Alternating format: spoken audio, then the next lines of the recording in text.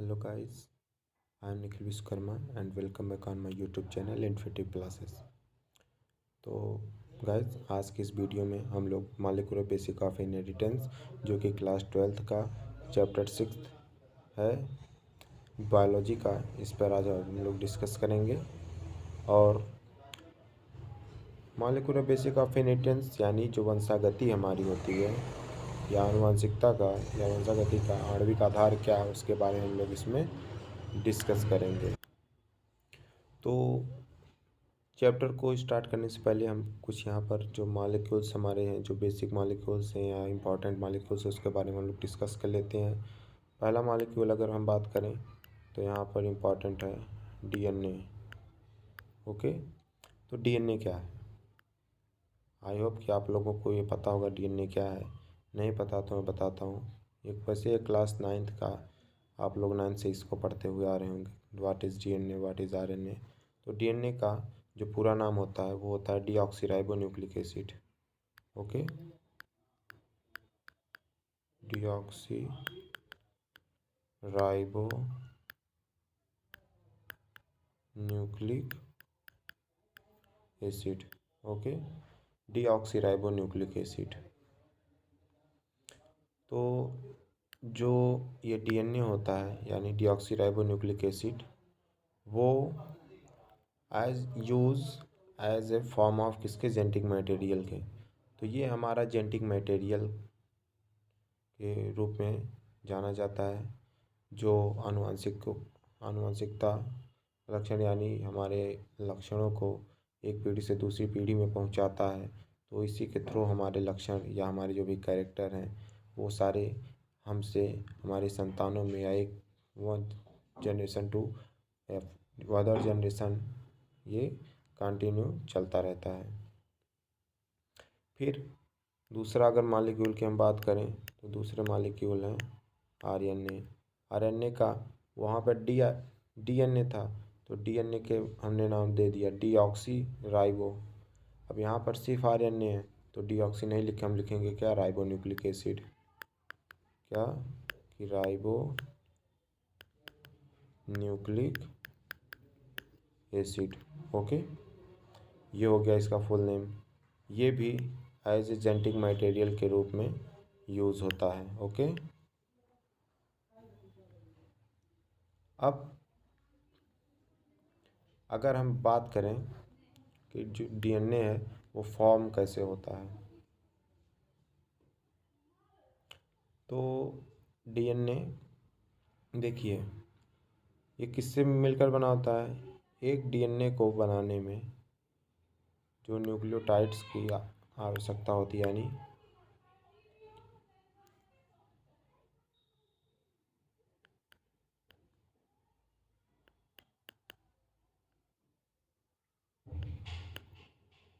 Nucleotides.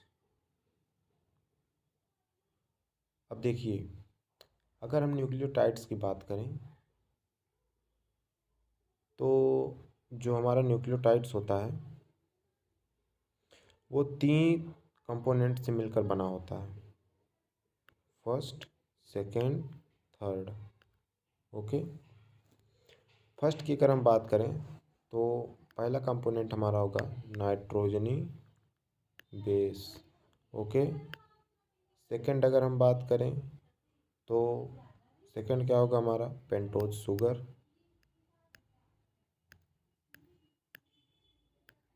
Pentose sugar हो गया हमारा। एंड थर्ड जो हमारा होगा वो क्या होगा,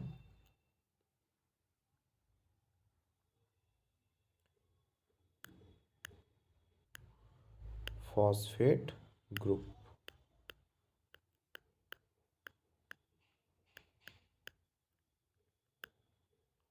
फॉस्फेट ग्रुप। ओके, ना क्लियर है। अब आइए हम अपने टॉपिक पर चलते हैं, स्टार्ट करते हैं हम अपने चैप्टर को। ये तो बेसिक इंट्रोडक्शन था, कुछ बेसिक पॉइंट्स थे जिसको जानना ज़रूरी था चैप्टर की शुरू होने से पहले। अब यहाँ पर कह रहा है, इस पॉइंट को अगर हम देखें, जस्ट वेट,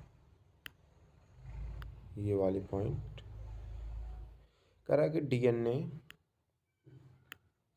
यानी डीऑक्सीराइबोन्यूक्लिक एसिड एंड आरएनए बोले तो ribonucleic acid are two types of nucleic acid found in living organism. ये दो प्रकार के, दो टाइप्स के क्या है, न्यूक्लिक एसिड हैं, जो कि क्या पाए जाते हैं, किसमें, लिविंग ऑर्गेनिजम्स में ये प्रेजेंट होते हैं, फॉर्म होते हैं, फाउंड पाए जाते हैं।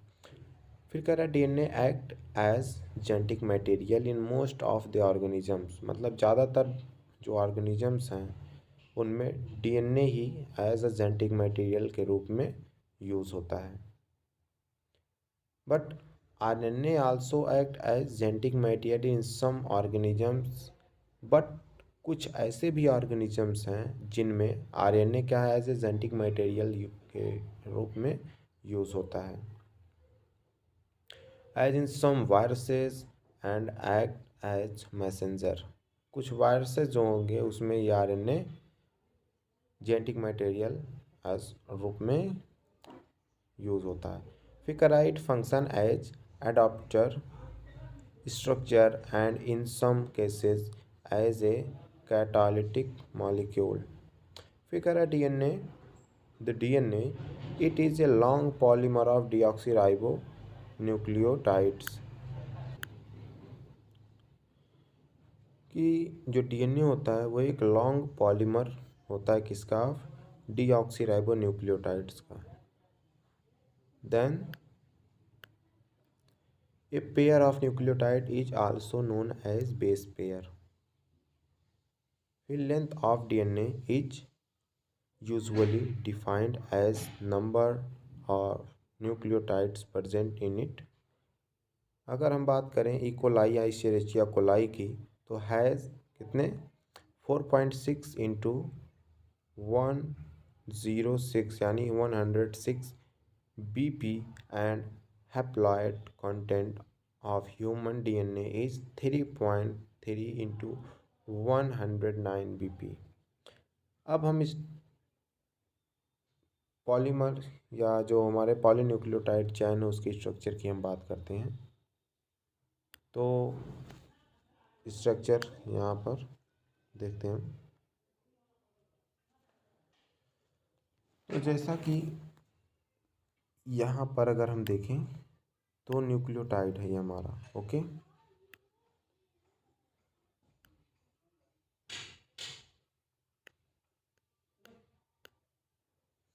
न्यूक्लियोटाइड, अब इस न्यूक्लियोटाइड के 3 कंपोनेंट्स हो गए ये। पहला कंपोनेंट हमारा हो गया नाइट्रोजनस बेस, सेकंड हो गया हमारा पेंटोज शुगर एंड थर्ड हो गया फॉस्फेट ग्रुप। अब नाइट्रोजनस बेस देन डिवाइड होता है 2 पार्ट्स में, purine and pyrimidines, and pentose sugar is divided into 2 parts, ribose sugar and deoxyribose sugar। तो ये है हमारे न्यूक्लियोटाइड्स के फॉर्मेशन में, यहाँ जो 3 कंपोनेंट्स हैं ऑफ न्यूक्लियोटाइड के, वो उसकी स्ट्रक्चर। न्यूक्लियोटाइड पहले 3 पार्ट्स हो गए इसके, nitrogenous base, pentose sugar and phosphate group. Then nitrogenous base is further divide हुआ किसमें, प्यूरिन एंड pyrimidines में। अब प्यूरिन में हमारे 2 आएंगे, एक एडेनिन आएगा, एक ग्वानिन आएगा, एडेनिन एंड ग्वानिन। ये तो हमारे किस में आ जा रहे हैं, प्यूरिन्स में। pyrimidines की बात अगर हम करें तो वहाँ पर हमारा cytosine, uracil and thymine, okay, 3 parts हो गए। और पेंटोज शुगर में राइबोस शुगर, डीऑक्सीराइबोस शुगर हो गए।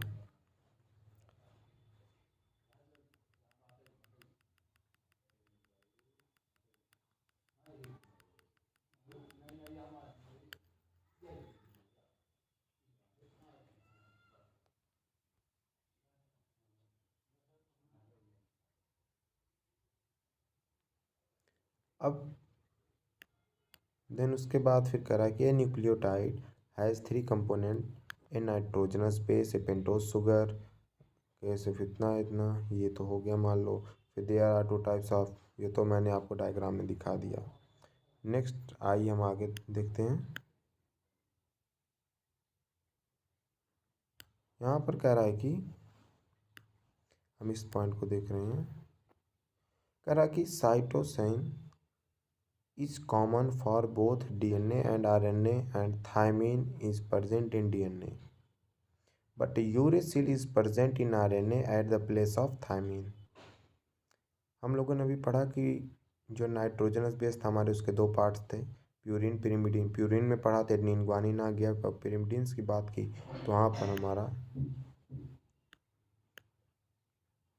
वहाँ पर कौन कौन साइटोसिन आ गया, थायमिन आ गया एंड यूरेसिल। बट इन दोनों में तीनों में तो हमारा साइटोसिन थायमिन अगर रहेगा तो वहाँ पर समझ लीजिए बात किसकी हो रही है, डीएनए की। या डीएनए की बात अगर हम करें तो वहाँ पर सिर्फ साइटोसिन और थायमिन प्रेजेंट होंगे। बट वहीं अगर आरएनए की केस में हम देखें तो वहाँ पर हमारा साइटोसिन एंड यूरेसिल ये दो आएंगे। यहाँ थायमिन के प्लेस पर हमारा यूरेसिल आ जाएगा। ओके,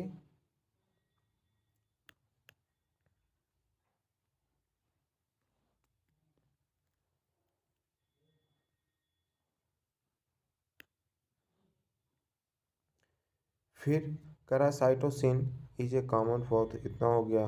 अब यहाँ पर दे रहा है मटेरियल टर्म। उधर उसके बाद कह रहा है कि a nitrogenous base is linked to pentose sugar with an glycosidic linkage to form a nucleoside.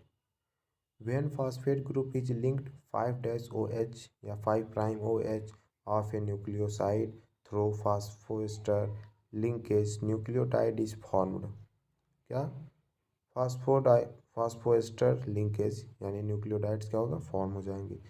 Then two nucleotides are linked through 3' to 5' direction phosphodiester linkage to form dinucleotide.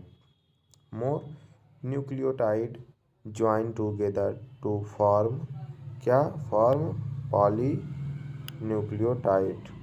Okay, polynucleotide को ये क्या करेंगे, form करेंगे। फिर कह रहा है in RNA nucleotide reduced has additional OH group present at 2' position in ribose and uracil is found at the place of thymine। अब अगर हम स्ट्रक्चर ऑफ डिफरेंस की बात करें कि उनके स्ट्रक्चर बेस पर क्या डिफरेंस है आरएनए और डीएनए का, तो उन दोनों में स्ट्रक्चरल बेस का जो डिफरेंस है वो यहाँ पर फ्लो चार्ट एक दिया गया, उसमें देखते हैं।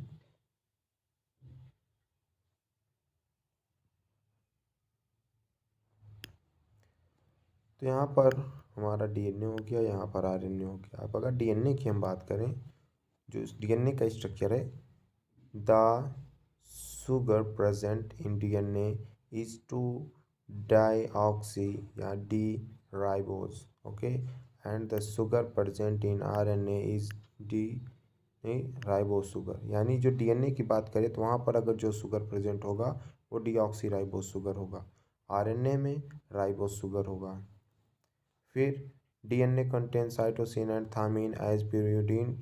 इसकी भी बात हमने की कि जो डीएनए, अगर हमने बोला जहाँ डीएनए की बात करें तो वहाँ पर आप ये समझ लीजिए कि वहाँ पर क्या कि एक यानी एडनिन के साथ हमेशा थायमिन और ग्वानिन के साथ साइटोसिन आएगा। यानी जो पिरिमिडीन की बात करें तो पिरिमिडीन में हमारा साइटोसिन एंड थायमिन ही आएंगे। ओके, फिर वहीं अगर हम आरएनए की बात करें, इसकी आरएनए की बात करें तो आरएनए में हमारा पिरिमिडीन में जो पिरिमिडीन होगा वहाँ पर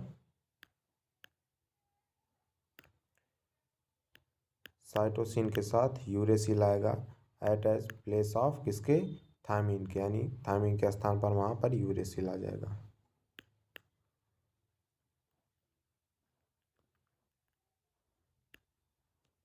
फिर कह रहा है कि DNA has double standard helix structure. मतलब जो डीएनए होता है वो है क्या, double standard alpha helix structure होता है, जबकि आरएनए है जो single standard alpha helix structure. लेकिन यहाँ पर एक बात अगर मैं बताऊँ तो कभी कभी अभी जब आप आगे पढ़ेंगे या फर्स्ट सेमेस्टर की अगर हम बात करें, जब आप ग्रेजुएशन में जाएंगे तो फर्स्ट सेमेस्टर में जो जूलॉजी का है तो उसमें structure of DNA and RNA जो हम पढ़ते हैं वायरसेस के, तो वहाँ पर डीएनए हम लोग जानते हैं डबल स्टैंडर्ड सिंगल स्टैंडर्ड, उसी प्रकार से आरएनए भी जो होता है हमारा वो भी डबल स्टैंडर्ड आरएनए होता है एंड सिंगल स्टैंडर्ड भी आरएनए होता है। ये आप जब आगे ग्रेजुएशन करेंगे तो आपको वहाँ पर पता चलेगा। ठीक है, बाकी यहाँ पर तभी आप केवल इतना जानिए कि RNA has a single standard alpha helix structure. Okay, फिर कह रहा है कि DNA molecule are very large, their molecule mass may vary from यानी 6 into 10 to power 6 minus 16 into 10 to power 6। Okay, further अगर वहीं पर हम बात करें आरएनए का तो RNA molecules are comparatively much smaller with molecule mass ranging from 20,000 to 40,000। अब अगर हम फंक्शनल, ये तो हमारी स्ट्रक्चरल डिफरेंस हो गया आरएनए डीएनए का। अब हम यहीं पर अगर फंक्शनल डिफरेंस की बात करें तो फंक्शनल डिफरेंस में हमारे आएंगे, पहला तो फंक्शनल डिफरेंस यहाँ पर कह रहा है कि ये वाला डीएनए के केस में अगर बात करें तो DNA has unique property of replication and RNA usually does not replicate. मतलब आप लोग जब सेंट्रल डोग्मा यानी ये पढ़ते होंगे, डीएनए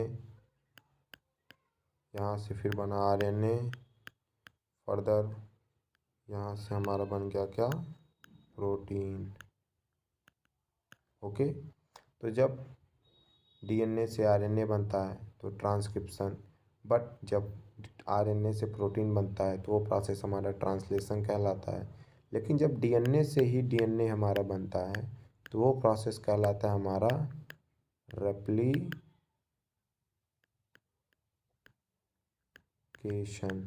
ओके, रेप्लिकेशन। तो वही यहाँ पर कह रहा है कि जो डीएनए होता है वो रेप्लिकेट हो सकता है बट आरएनए रेप्लिकेट नहीं होते हैं। नेक्स्ट पेज पर आते हैं। अब इसका जो नेक्स्ट फंक्शन कह रहा है, फंक्शनल डिफरेंस इसका वो ये है कि देखिए जो आरएनए होगा control the transmission of heredity effects, sorry RNA नहीं, यहाँ पर डीएनए होना चाहिए था, ये गलत है थोड़ा। यहाँ पर जो पॉइंट लिखा है आपका आरएनए, वो आरएनए नहीं, एक्चुअल में वो होगा डीएनए। ओके, तो DNA controls the transmission of heredity effects but RNA control the synthesis of protein. ये है मेन। तो यहाँ पर ये गलती से हो गया था, तो आप मैंने यहाँ पर इसको सही कर दिया है।